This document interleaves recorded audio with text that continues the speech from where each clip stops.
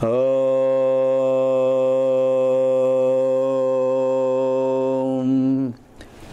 శ్రీ గురుభ్యో నమః. వక్రతుండ మహాకాయ కోటి సూర్య సమప్రభ నిర్విఘ్నం కురు మే దేవ సర్వకార్యేషు సర్వదా. శరదిందు వికాసమందహాసాం స్ఫురదిందీవరలోచనాభిరామాం అరవింద సమాన సుందరాస్యాం అరవిందాసన సుందరీముపాసే. అజ్ఞానతిమిరాంధస్య జ్ఞానాంజనశలాకయా చక్షురున్మీలితం యేన తస్మై శ్రీగురవే నమః. వ్యాసం వసిష్ఠనప్తారం శక్తేః పౌత్రమకల్మషం పరాశరాత్మజం వందే శుకతాతం తపోనిధిం.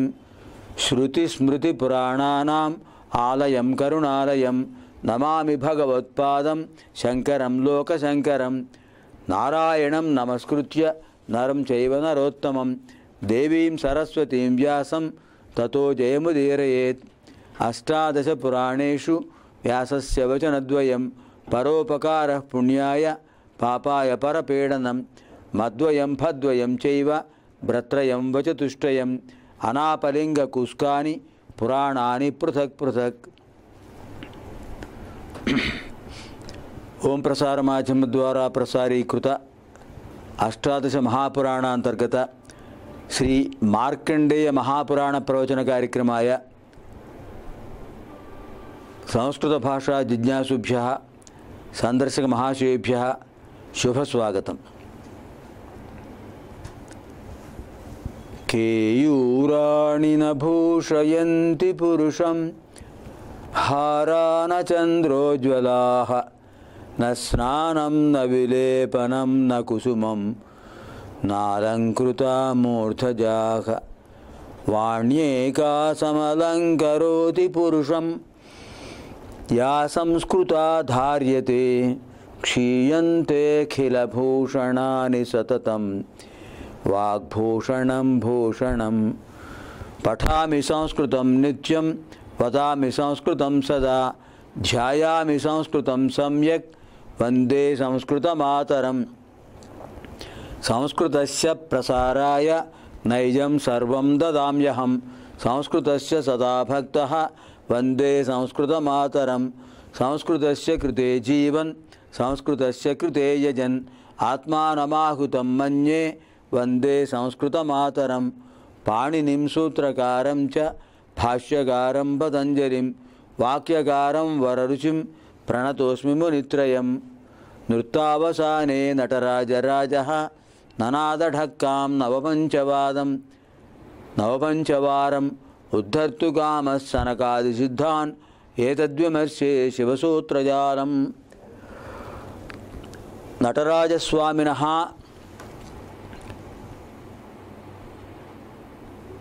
నినదిత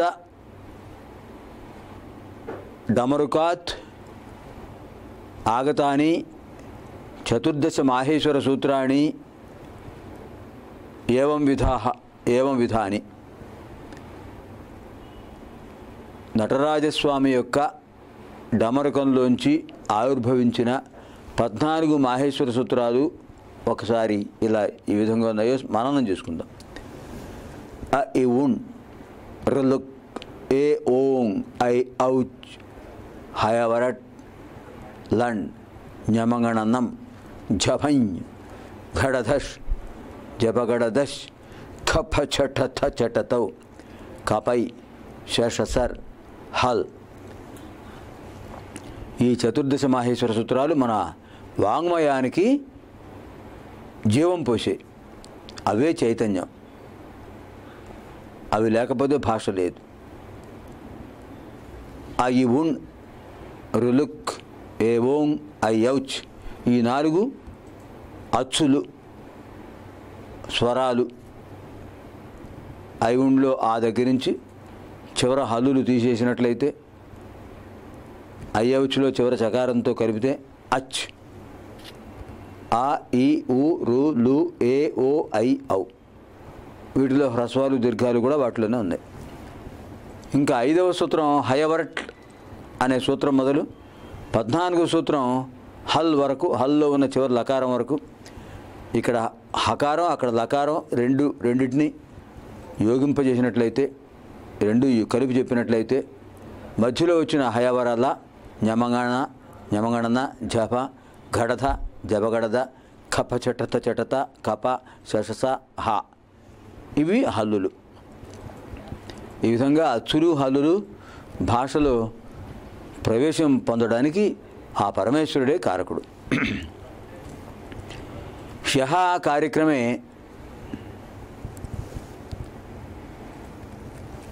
పరమేశ్వరస్య అనుగ్రహేణ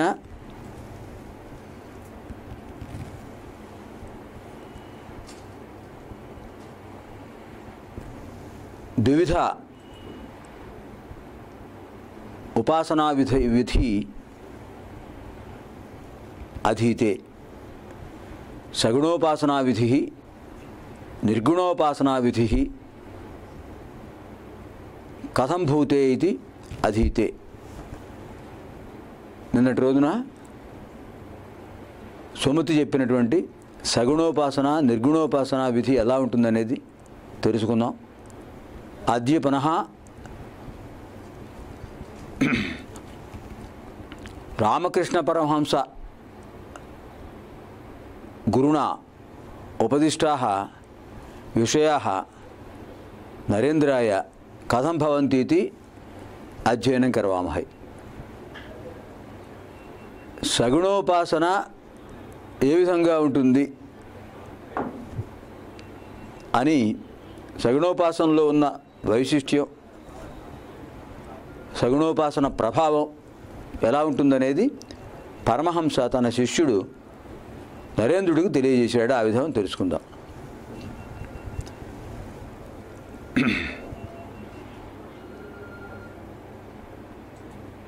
నరేంద్రుడు తన కుటుంబం చాలా బాధతో ఉన్నది, ఎన్నో సమస్యలు ఉన్నాయి, ఆ సమస్యల నుంచి గట్టెక్కించమని,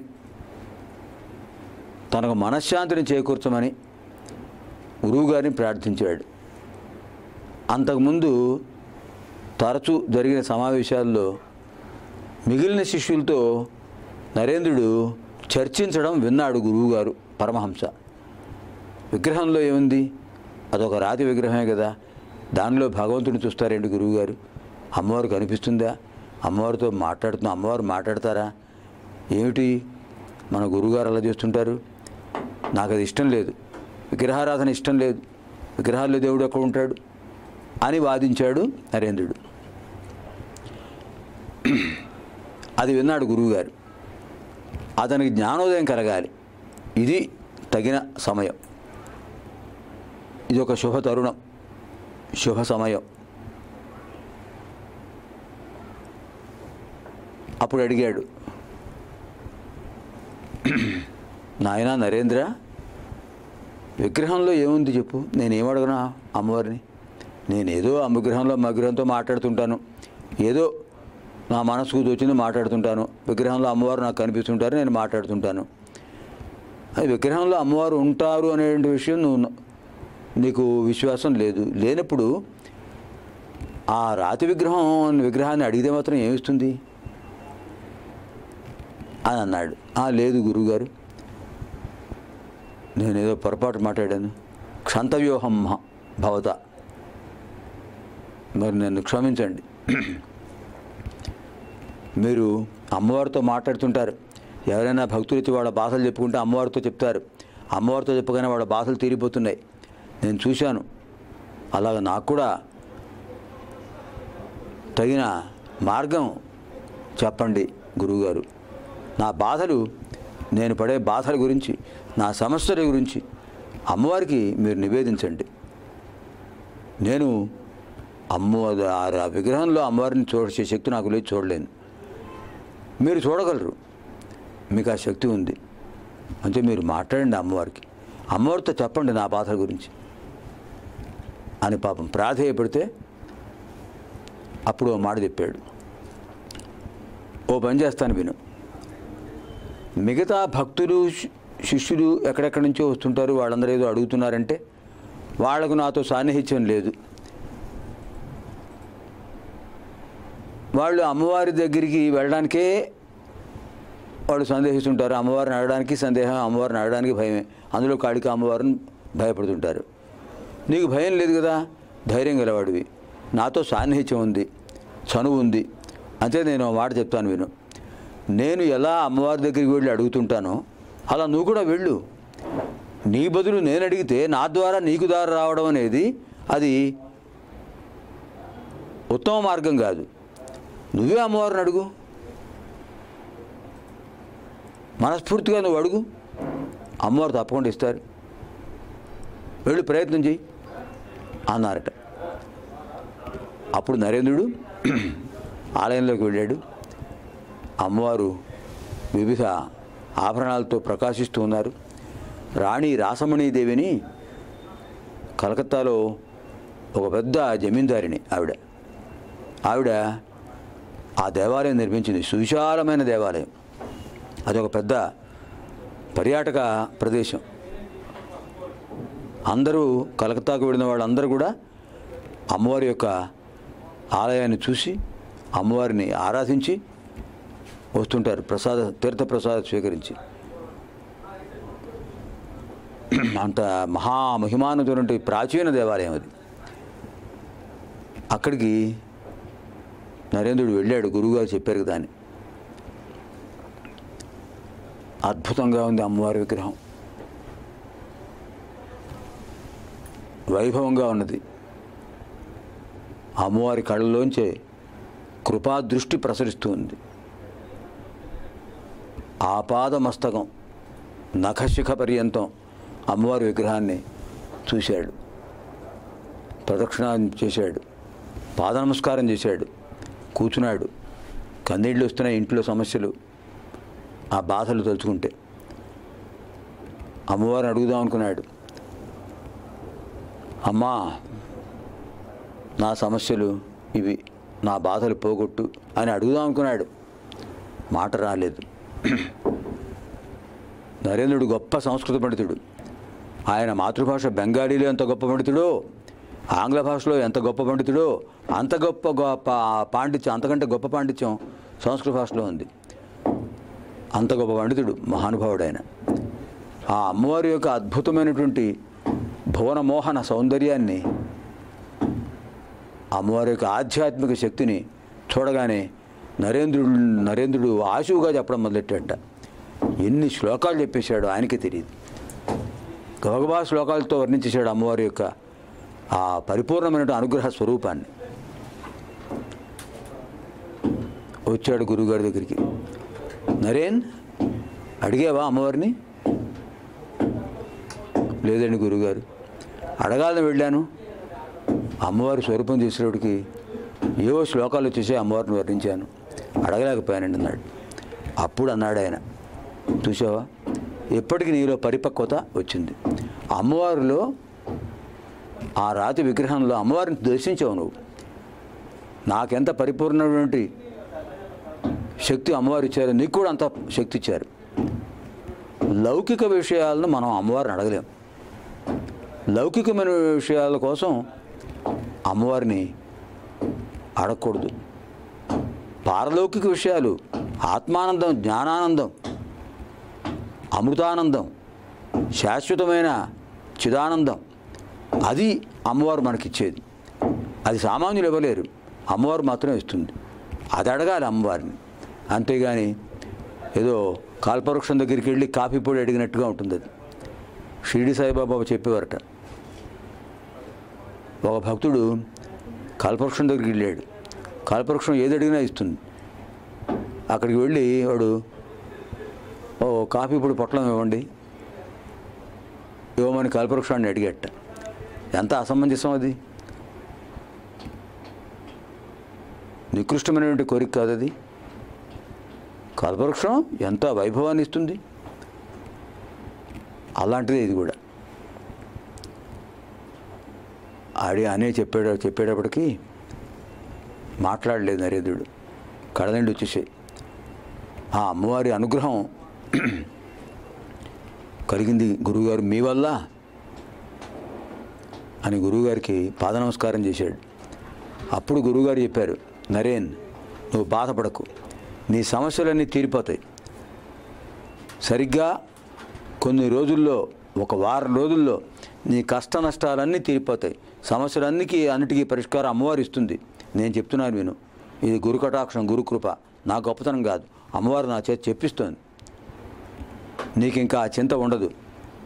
మనశ్శాంతితో వస్తావు, హాయిగా ఉంటావు, నువ్వు ఇక్కడే ఉంటావు. చరిత్రలో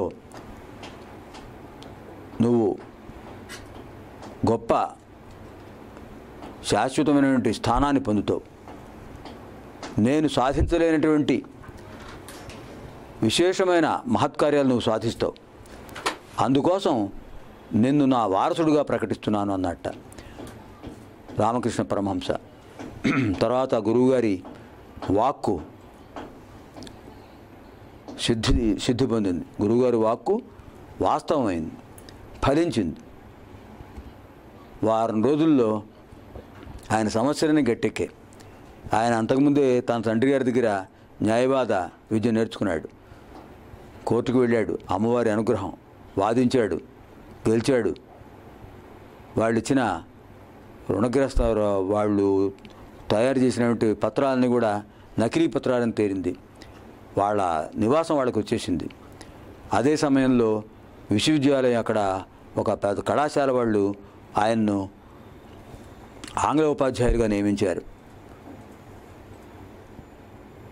ఆంగ్ల భాషలో ఆధ్యాత్మిక గ్రంథాలు కొన్ని ఉంటే అవి బెంగాలీలోకి అనువదించమన్నారట. బెంగాలీలో ఉన్న ఆధ్యాత్మిక గ్రంథాలని ఆంగ్ల భాషలోకి అనువదించమన్నారట. అలా ఆయనకి సమృద్ధిగా ధనం లభించింది. మనశ్శాంతితో ఉండి గురువుగారి దగ్గర కూడా నమస్కారం చేసేట. అది గురు కటాక్షం. అందుకనే ధ్యానమూలం గురోర్మూర్తి అని చెప్పారు. ఇక్కడ అతను చెప్పేది అదే సుమతి. గురు కటాక్షం ఉంటే ఏదైనా సాధ్యమే. సమర్థ సద్గురువు హయగ్రీవ స్వామి, ఆయన సమర్థ సద్గురువులు దత్తాత్రేయ స్వామి. జ్ఞానానందమయుడు హయగ్రీవ స్వామి ఎంత గొప్పవాడో, సమర్థ సద్గురువుడు దత్తాత్రేయ స్వామి. ఆయన్ను ఆరాధిస్తే అన్ని కోరికలు సిద్ధిస్తాయి. ధ్యానమూలం గురోర్మూర్తి. ఏ ధ్యానం చేయాలన్నా గురువు యొక్క రూపాన్ని మనం మనసులో పెట్టుకోవాలి. పూజామూలం గురోపదం. గురువుగారి పాదపద్మాలే మనం పూజ చేసుకోవడానికి ఆధారం. గురుపాదపద్మాలను పూజించినట్లయితే మనోవాంఛా సిద్ధి కలుగుతుంది. మంత్రమూలం గురోర్వాక్యం. గురువుగారు మనకు ఏదైనా ఒక విషయం చెప్పారంటే, ఇలా నువ్వు చెయ్యి, ఇలా చేస్తే నువ్వు అభివృద్ధి పొందుతావు అని ఆయన చెప్పారని అది మంత్రమే. మంత్రసిద్ధి పొందినట్టే. మంత్రమూలం గురోర్వాక్యం. ఇంకా ఈ మూడిటికంటే అధికమైనది ఏమిటి? మోక్షమూలం గురోకృప. గురు కటాక్షం ఉంటే మోక్షం అనాయాసంగా లభిస్తుంది. కైవల్య ప్రాప్తి సులభంగా లభిస్తుంది. అటువంటి గురువు కేవలం దత్తాత్రేయ స్వామి ఒక్కడే అని గర్గుడనే మహర్షి కార్తవీర్యార్జునుడికి చెప్పాడు. చెప్పి ఆయన అన్నాడు, నాయనా కార్తవీర్య, నువ్వు ఎంతో కష్టపడి తపస్సు చేసి ఆయన అనుగ్రహాన్ని పొందాలి. మామూలుగా వెళ్ళి దత్తాత్రేయ స్వామిని నాకు ఉపదేశించండి అంటే ఆయన ఏమి ఉపదేశించరు, నీకు అసలు కనిపించరు. ఆయన యోగిరాజు. నీకు ఆయన మంత్రోపదేశం చేయాలన్నా, నీకు మనోవాంఛాపరసిద్ధి కలగాలన్నా ఆయన అనుగ్రహం పొందాలి. ఆయనకు సేవ చేయాలి. గురువుగారికి సేవ చేస్తే గురు కటాక్షం లభిస్తుంది.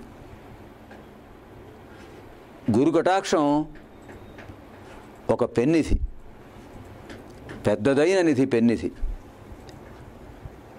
అంతే, తప్పకుండా నువ్వు ఆ స్వామిని అర్చన చెయ్యి అని గర్గ మహర్షి కార్తవీర్యార్జునుడికి చెప్పాడు.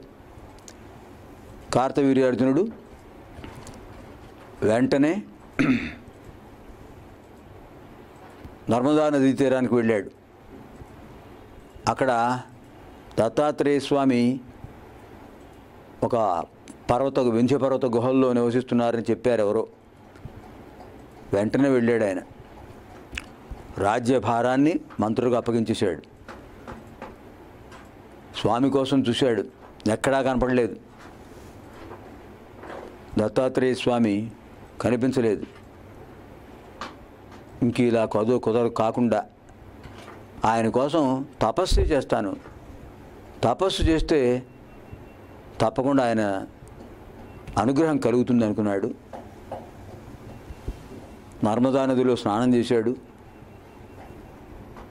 అక్కడ ఉన్నటువంటి ఆ పరమేశ్వరుణ్ణి సేవించాడు. జ్యోతిర్లింగం ఉంది అక్కడ నర్మదా నదీ తీరంలో పర్వతం మీద. ఆ జ్యోతిర్లింగాన్ని దర్శించాడు. పర్వత శిఖరం మీద కూర్చున్నాడు. ఒక ఔదుంబర వృక్షఛాయలో. ఔదుంబర వృక్షం గురుస్థానం. దత్తాత్రేయ స్వామికి పరమ ప్రీతికరమైన వృక్షం ఔదుంబర వృక్షం. ఆ ఔదుంబర వృక్ష ఛాయలోనే ఆయన అందరికీ గురువు శిష్యులకు ఉపదేశం చేస్తూ ఉంటారు. అందుచేత కార్తవీర్యార్జునుడు ఔదుంబర ఛాయలో కూర్చుని తపస్సు మొదలుపెట్టాడు. నిరంతరాయంగా ఆయన తపస్సు అలా కొన్ని సంవత్సరాల పాటు చేస్తూనే ఉన్నాడు. అలా తపస్సు చేసి హయగ్రీవ స్వామి ఆయన యొక్క దత్తాత్రేయ స్వామి యొక్క అనుగ్రహం పొందడానికి తపస్సులోనే వైవిధ్యభరితంగా తపస్సు చేసేట. పంచాగ్నిమత్యంగా ఒంటిగాలి మీద నిలబడి నిరాహారంగా అనేక ప్రక్రియలతో తపస్సు చేశాడు. తర్వాత ఈ తపఫలితంగా ఆ స్వామి యొక్క కరుణ ఎలా పొందాడనేది మనం రేపటి కార్యక్రమంలో తెలుసుకుందాం. పునర్మిలామః శ్వః. మళ్ళీ కలుసుకుందాం రేపటి రోజున. అపుత్రాః పుత్రిణః సంతు పౌత్రిణః అధనాః సధనాః సంతు జీవంతు శరదాం శతం. సర్వేత్ర సుఖినః సంతు సర్వే సంతు నిరామయాః.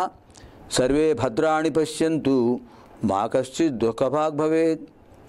ఓం పూర్ణమదః పూర్ణమిదం పూర్ణాత్ పూర్ణముదచ్యతే పూర్ణస్య పూర్ణమాదాయ పూర్ణమేవావశిష్యతే. సహనా భవతు సహనౌ భునక్తు సహ వీర్యం కరవావహై తేజస్వినావధీతమస్తు మా విద్విషావహై. అసతో మా సద్గమయ తమసో మా జ్యోతిర్గమయ మృత్యోర్మా అమృతం గమయ.